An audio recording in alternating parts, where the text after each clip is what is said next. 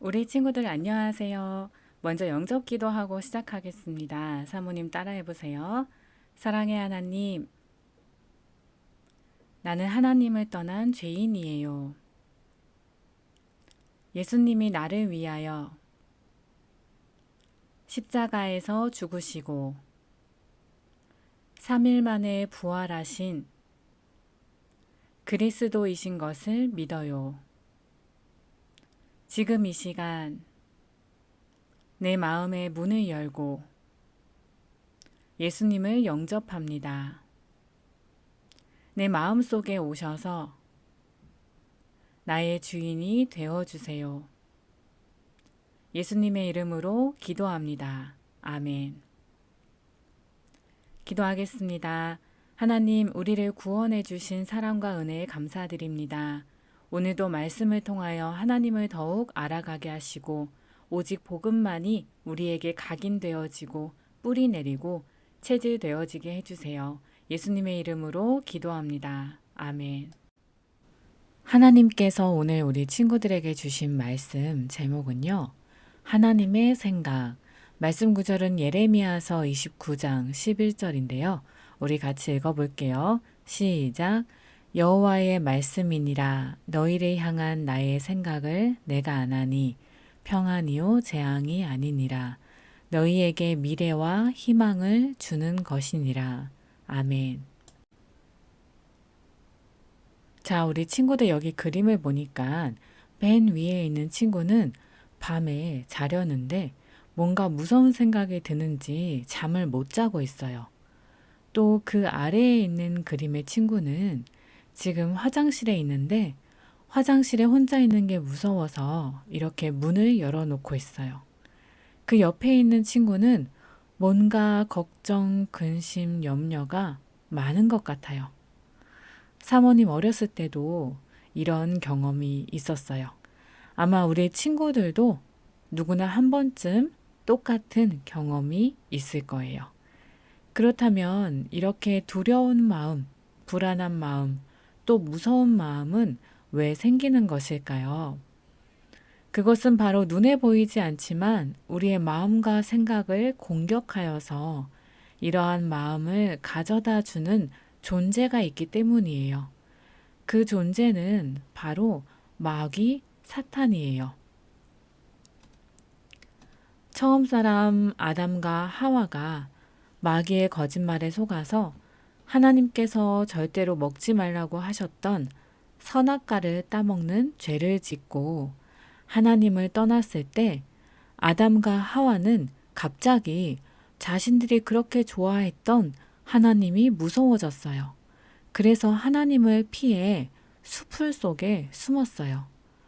마귀에게 속아서 죄를 짓는 순간 두려움이 찾아온 거예요.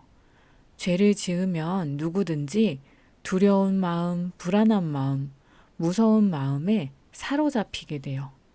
사모님 어렸을 때 어느 날 부모님이 두 분 다 집에 안 계시던 날이었는데 오빠랑 싸우다가 사모님의 이제 어머님께서 뭘 담아 놓으신 큰 유리병을 깨트린 거예요. 그러자 사모님 마음에 무섭고 불안하고 두려운 마음이 생긴 거예요. 이게 죄를 지은 사람, 잘못한 사람의 상태예요. 죄를 지었는데 자기가 지은 죄에 대한 죄책감이 없는 사람을 사이코패스라고 해요. 사이코패스는 반사회성 인격 장애를 가진 사람인데요. 즉, 죄를 지었을 때 죄책감을 가지지 않는 것이 인격적으로 장애가 있는 것이고, 죄에 대한 죄책감을 갖는 것이 정상인 거예요. 하나님께 범죄한 사람도 마찬가지예요. 로마서 3장 23절에 모든 사람이 죄를 범하였다고 하셨어요. 선악과의 언약을 어긴 첫사람 아담의 후손으로 태어난 모든 사람이 죄인인데요. 그 말씀대로 하나님께 범죄한 사람이요. 죄인의 상태를 그대로 가지고 태어났어요. 그래서 누가 가르쳐 주지 않아도 사람은 긍정적인 생각보다는 부정적인 생각을 더 쉽게 해요. 친구들끼리 사이좋게 지내려면 많은 노력이 필요한데 싸우는 건 쉬워요. 공부를 열심히 하고 달란트를 찾아 도전하며 미래를 준비하는 거는 어려운데 게임하고 놀고 이러면서 내 시간을 낭비하는 거는 쉬워요. 하지만 사람들은 모두 다 이런 상태에서 벗어나길 원해요. 그래서 사람들은 이 문제를 해결하기 위해 방법을 찾아요.